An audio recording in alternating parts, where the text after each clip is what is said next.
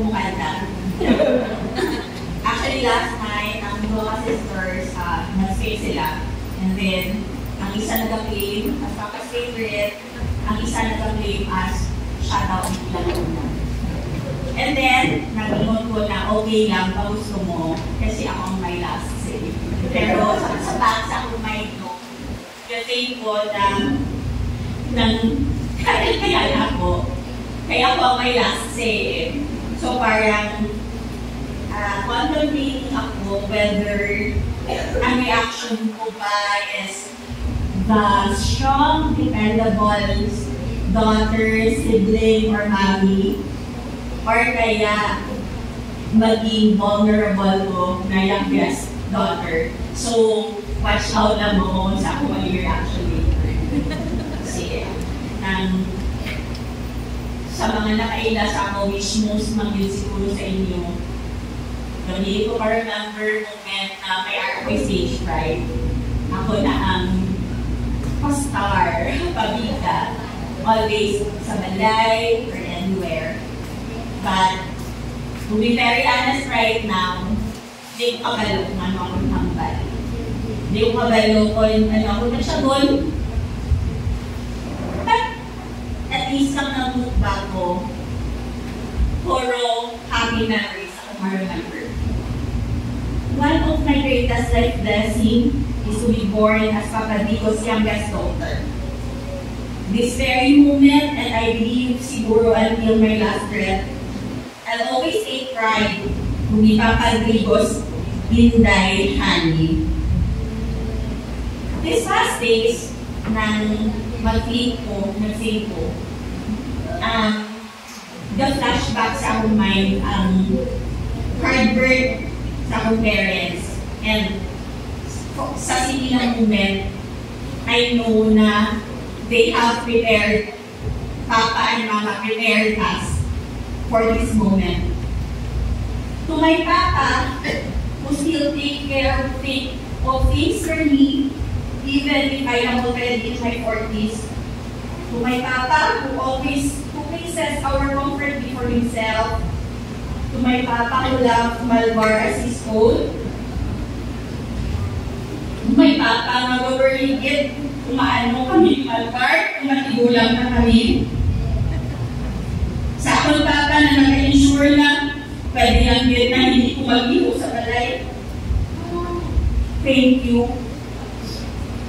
As has been said by my other siblings, nephews, and nieces, I can claim na I'm the first or the most paid. Kaya growing up, parang mas more mangyod ko sa kay Mama's girl. And I don't know if na-notice ninyo or ako lang, iba ang dynamics na ni Papa, no? If ma-hear ninyo sa akong mga pamangkin and siblings, mas storya si Papa sila. But kami ni Papa, always kami few words. Ano kami ni Papa.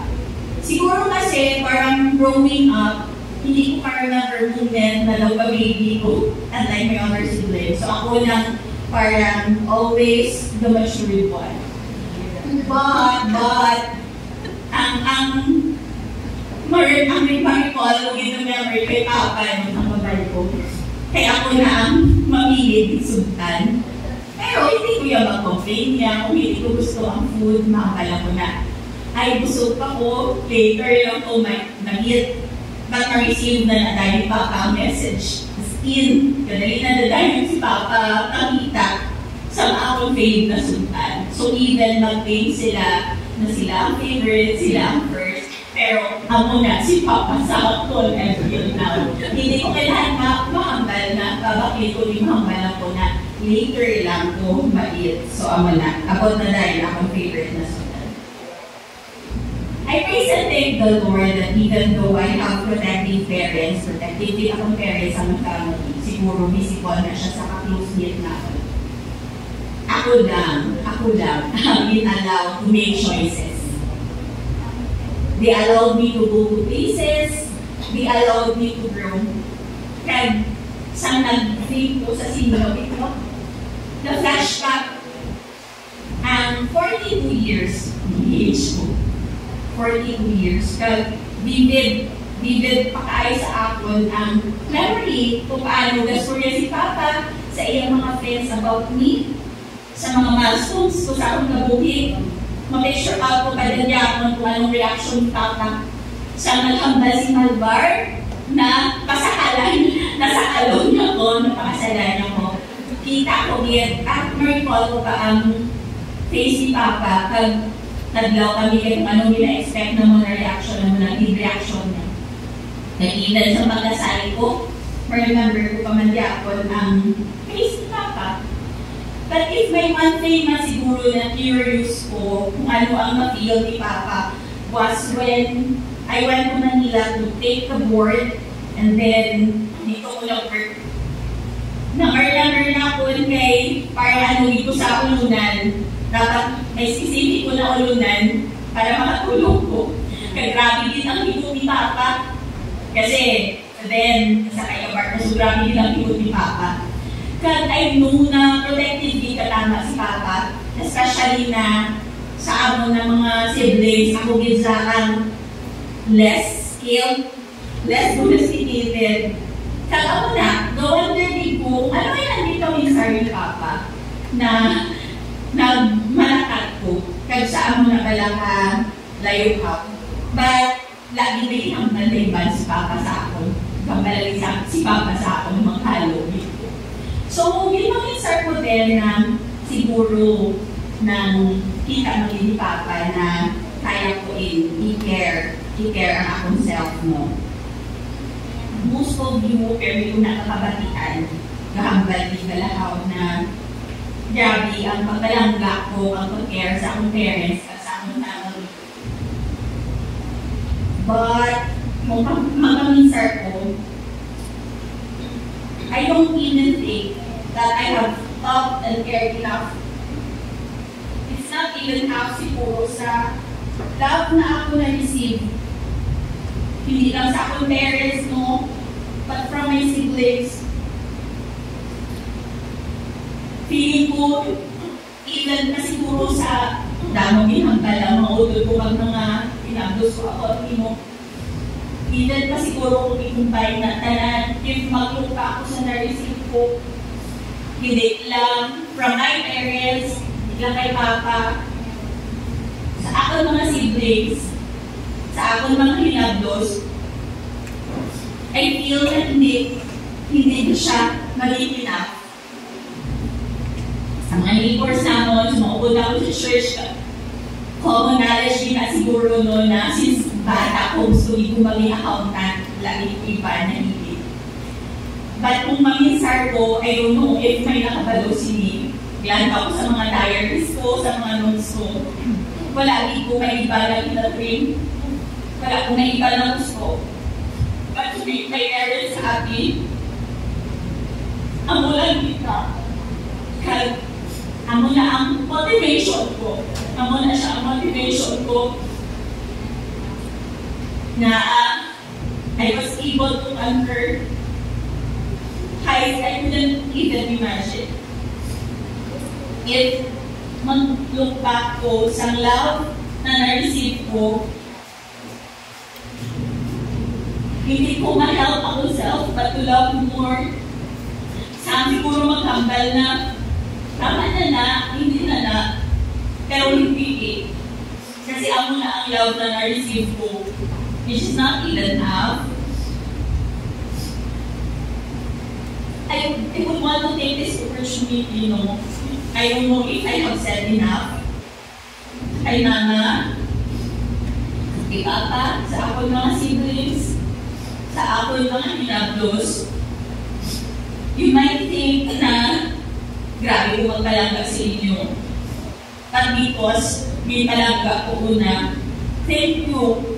Because I know na damang moments na hindi makulabakol. But still, wala kang mag-fail sa pag-show sa ako na palangga niyo ko. It was not an easy journey. Usual, kung maka-hospital si Papa, arak ko, ako malulong to, ako ma-blaster. But si Papa hindi na gusto mabulayan kung hanggang na siya tayo, okay na tayo, ulit na to.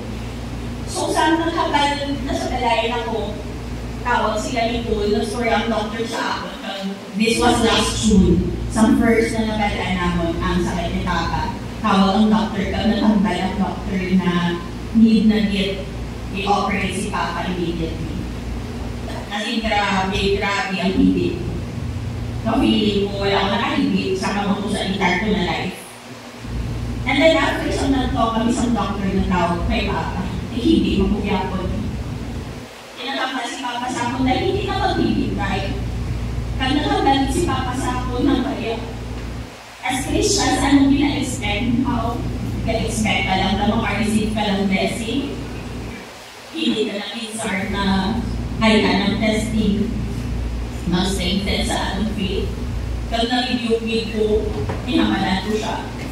Ang hindi ko yan naghambal na ko gagras niya sa Ginoo. Kabalo ko yan na sovereign siya. Kahit even sa sini ng moment, napakita niya palang kaya kaambal ko as bata, hindi ko I can't help it. Ambal ko. Pagkasakitan ko, just thinking na kailangan ko go through sa sinindanan. At binambal ni Papa sa ako na sige lang dahil ang grace sa Ginoo will always be sufficient. So instead na ako ang nag-encourage kay Papa, siya ang nag-encourage sa akin. Siya ang ma-remind sa akin always na ang grasya sa Ginoo is really sufficient. Since day one, sa lumasakit si Papa, humble niya na siya na he was ready. But he is excited to meet the Lord. Ang movie ng pyramid yung hambal ni Papa sa akin. At sa nagpag-insert ko pala sa sini na mga time ng matutod mo, every time pala nagalo si Papa, pinaipian, hindi siya sige, at every time na mahambal siya na kapoy siya, gusto siya magpaluway, ipian ko naman siya kasi Papa, isipot kapoy-kapoy na balang mahambal siya sa ako na hindi na magbibigay, hanggang ako, mag-5 na po, daw ka mo na balaaw. But sa Friday ko last Friday, first time na tunod, nawala ako natupod. Hindi ako nakaupod. I don't know nga, wala ako natupod na naupod dito na malapirmi. Hindi ako natupod sa hospital. Tapos siyang tawag si Happy sa ako na pintas kata. Hindi ko hindi mo kuyapon, hindi. But siya gagawin pala ang isaw. Iba kasi sa mga moments. So nakambal ko, Lord, thank you. Kaya ang extended life, for me, ang extended life, ang na-extend na almost a year sa life ni Papa, was not really for him.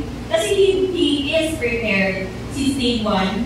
Global, si Papa Gambal na prepared siya since day one mo. But ako ang nag-show na hindi ko prepared.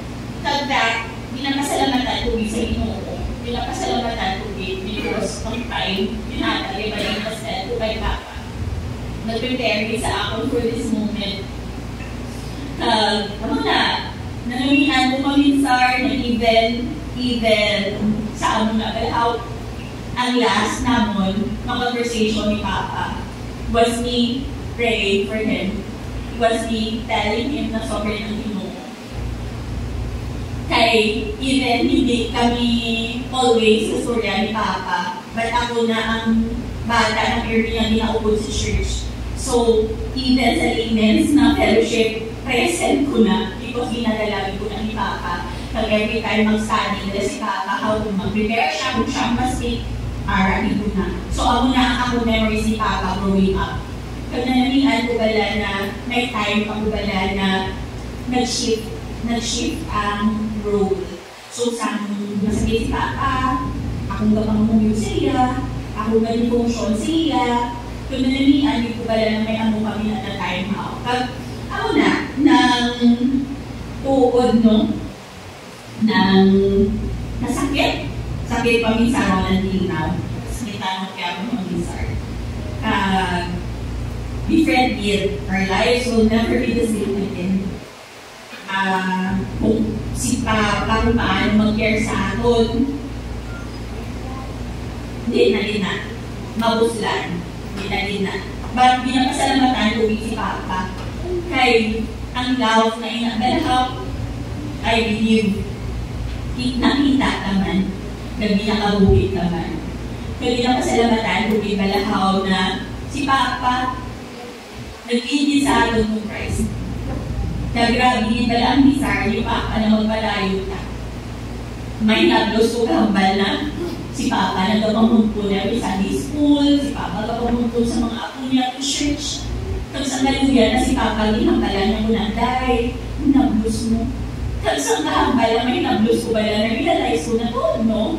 Daw si Papa na ko. Kasi very ako ginambalan ka na Sunday. So ang mga tamo, before 7 kami, di mga church, before 6, so panutok na ko na sa mga rooms. Kasi syempre, hindi naman si Papa is strong to do this. Kag, ako na, nang ginamasalamatan ko ba lang nino o wala ako na, amo na ang life ni Papa sa aton. Kag, encouragement man sa aton na sa aton family, no?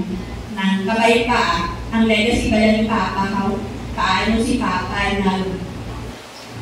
kabuhi, even sa ka-budlay. Budlay, ito yung kay Papa na sitwasyon, pero excited din siya always to go to church. Kabay pa lang to be an encouragement sa aton din. So, kabay pa, hindi lang bala sa aton generation, but even sa mga generation to come. Kabay pa, may we respond and hold to our faith. Comforted with ko always sa song mo. Actually, ang hawin na the war is Papa's favorite song. Ang buhin na ay ang buhin song. Kaya nalamihan ko ngayon ang life is even sa kabulayan. I know, bigla ko ng heart mag-think sa kabulayan nila ni Mama, praising us. Bigla ako ng heart mag-think na ako na. But I think, ang difficulty bala, nag-iibig kay Papa na mag-base sa Ginoo. Kag I know pala na there will be many moments sa kabukid nila na nag-feel din pala how great God is. Ako na every time, pag magkana na siya, how great the Lord will be na. Because I know na hindi lang siya malabas sa song, but nag-experience kay Papa. Nag-even pala sa time moment ni Papa, ginagawa yung ginagalaw na hindi dapat makulbaan, hindi dapat mag-fear, because mas better isang place na lang i-prepare sa inyo sa atin. Ginagasalamatan ko lang din ang hinuko sa tanan-tanan ko. Do sakit, kag hindi man ko wala naka-reach ang point na nahangkal ko layo na daw with peace it, ang mga peace wala na mag-ritual, or with makasmile ko wala mag-isar mo. But, ginagasalamatan ko bala ang Ginoo wala ako kay hindi lang ako nag-encourage kay Papa sa journey bala. But he was an encouragement to me as well. Kasi wala din ka-fail si Papa sa mag-encourage sa ako. Ang tatayon, lagi ka-fail si Papa nag-encourage sa ako na mag-hold on sa Kristo. Kaya hindi ka ako ng Ginoo despite the circumstance. Kaya hindi that the Lord has been really good. The Lord has been really faithful. Hindi ko kabalo paano na natabo. Kasi kami sa family, daw hindi kami nasa emotional na side. Kapag kami na. Kagbutay-butay din, na may ako na mala na sakit na ako. But, naku nakita si Papa na nag-okay ever. Kasi araw na si side si Papa. Lalo na siya wala ko nabatian ever sa Papa na mahambal na kami man. But always nag-iakambal si Papa sa akin na dapat ang testing bala sa faith ng mahimo, mag-result di bala, na maging faithful ka pa rin, mag-result di bala na mas dayawon mo di bala mo.